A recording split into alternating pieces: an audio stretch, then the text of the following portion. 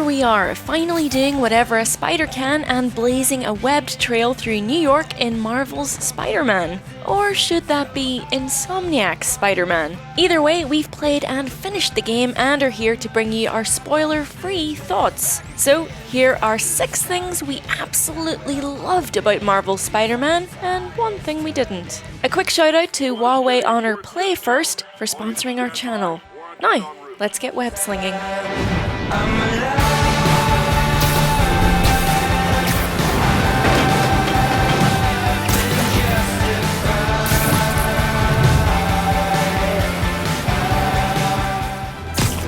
The setup for Marvel's Spider-Man is pretty simple. Right in the opening sequence for the game, Spidey puts a big New York villain away, though this being comic books, you know that's unlikely to last for very long. And then our favourite webhead has to deal with the king-sized power vacuum left behind. The plot that emerges from this scenario is unusual. The game plays it straight and rather sedately for a while, before erupting into all-out chaos far later than you'd think. We won't ruin it by revealing too much, but the journey is pleasantly riddled with cameos and team-ups, and while the beats are sometimes heavily foreshadowed in places, there's a brilliant sense of zip and pacing to the writing and performances. Insomniac's background in old-school single-player campaigns means that the story missions feel a bit more polished than those in a lot of other open-world games too. There are lots of standouts, but even the most familiar superhero story moments are enhanced by a great bit of dialogue or the sheer thrill of getting from A to B. Writing your memoirs?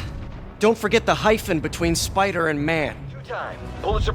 Yes, we've come to the web slinging. Traversal alongside fighting makes up the core of this game, and it's a hodgepodge of everything from the elasticated web slinging of Spider-Man 2 to the up the side of a building dash of Prototype. But it's enlivened with a youthful energy, a twist of the hips at the top of each arc, a jumble of shoulders and elbows and legs when perched on top of a skyscraper. Spider-Man 2 has long been held up as the perfect game for nailing the web slinging, but this might just be the one that tops it. The core is very familiar. You swing through the streets by squeezing and releasing a trigger to fire webs, letting go at the top of each arc. But around that, a bunch of brilliant little ideas have been grafted on to make things feel as energized as they possibly can. There's an air dash that sees you jetting forward without losing altitude. An unlock in the skill tree will allow you to combo this one. And you can wall run or wall crawl and get a boost from springing off the upper edge of a skyscraper.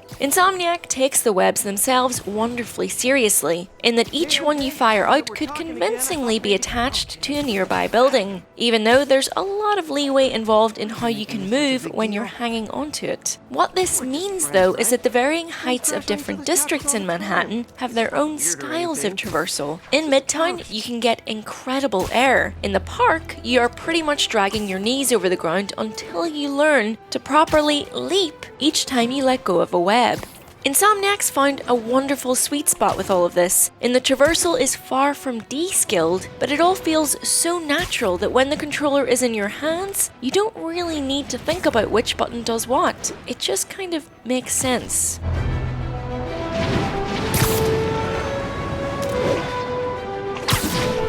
Pretty sure these guys didn't forget their keys.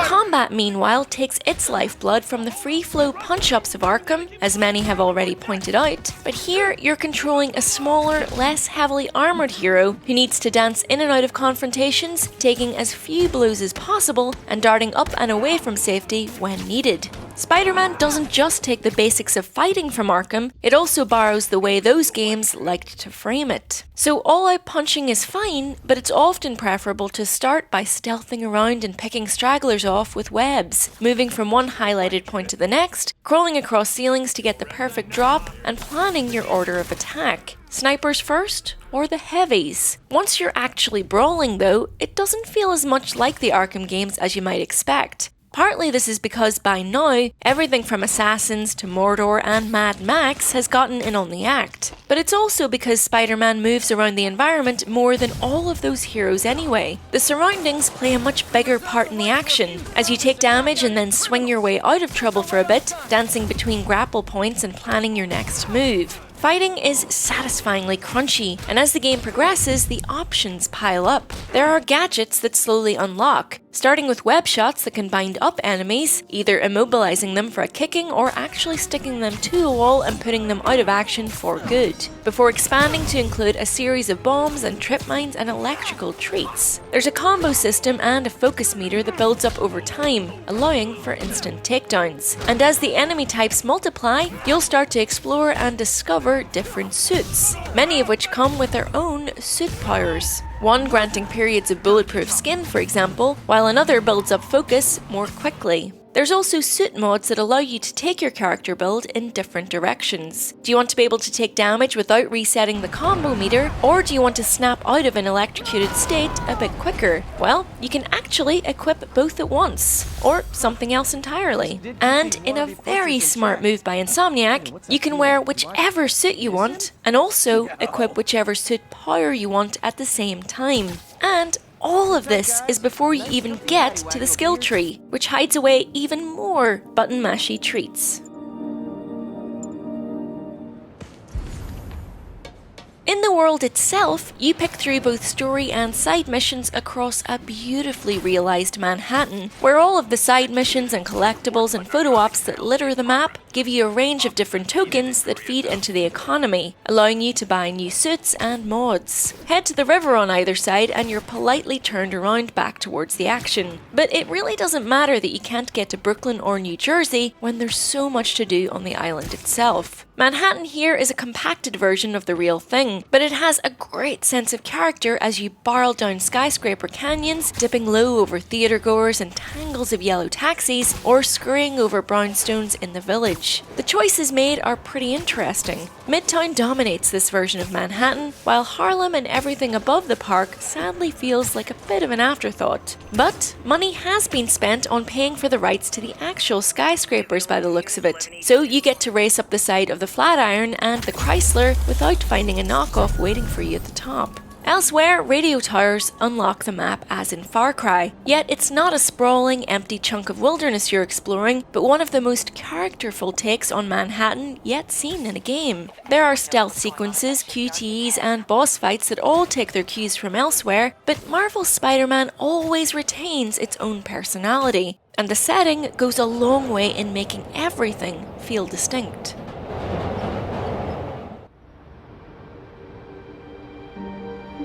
Our favourite mission in Marvel's Spider-Man game doesn't feature civilians in peril or a big-name villain on a rampage, although you get plenty of those elsewhere. Nobody is dangling a school bus off a bridge, and no bombs need to be located to have their flickering red countdown stopped by the cutting of wires here. Instead, Peter Parker has been thrown out of his apartment due to late payment of his rent, and he must head off into Manhattan to track down the garbage truck that his stuff's been thrown into. Maybe there'll be a bit of very gentle fighting involved at some point, but the great thing about this particular mission is that this task feels desperate and urgent, but in an entirely mundane way. It feels daunting, but in the same way that a million little tasks we all do every day feel daunting. It's more affecting than the big stuff because it's more human. When you complete missions like this with no spider suit in sight, you feel like you've done something truly superheroic. Because of moments like that, this open-world superhero game often feels different to all the others. Not because of the things you do, because these are the things you always do, but because of the reasons you have for doing them. For the life and character and charm that emerges from the context. Insomniac took a game that is filled with borrowings and genre conventions and all the tropes that you usually get, and the studio gives it a vital sense of real character. Excuse me, late for work!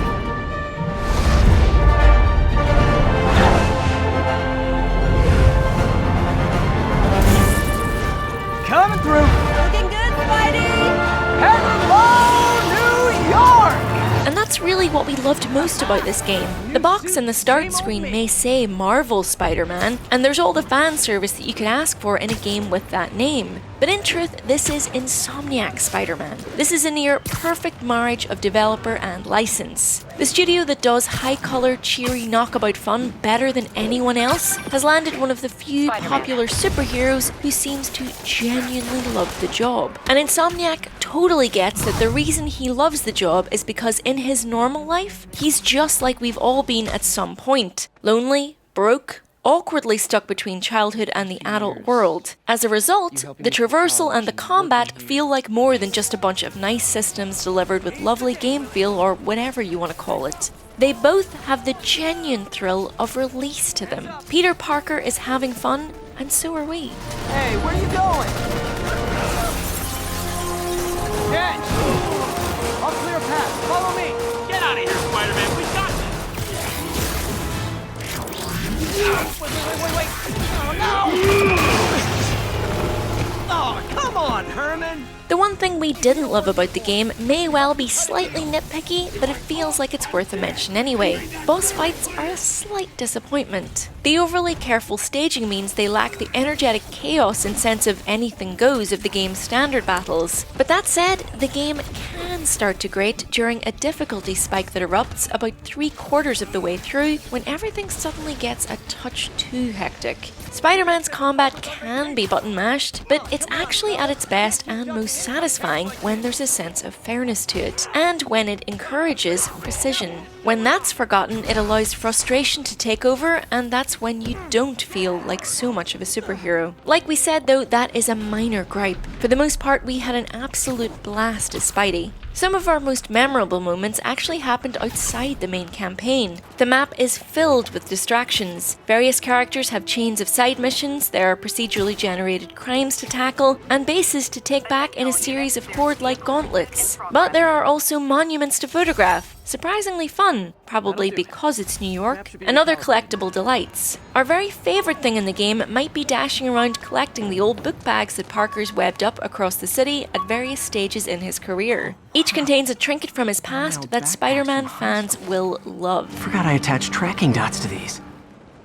Gotta be some kind of clue. And that's this game in a nutshell, really. Nailing the reasons we love Spider-Man while really letting us experience the joy Peter Parker feels in being Spider-Man. With great power comes great responsibility, but great fun too. Are you looking forward to playing? Let us know your thoughts in the comments, and we'll see you in hell. This is Kitchen. Before we go to the end cards, here's a quick shout out to our sponsor Huawei and the Honor Play handset for partnering with us to bring you our daily videos. The Honor Play has been made specifically with gaming in mind, so if you're interested, you might fancy checking it out in the link provided in the description below. If not, no worries. Maybe click on one of the videos on screen now to see more from us. Either way, thanks for watching. Bye!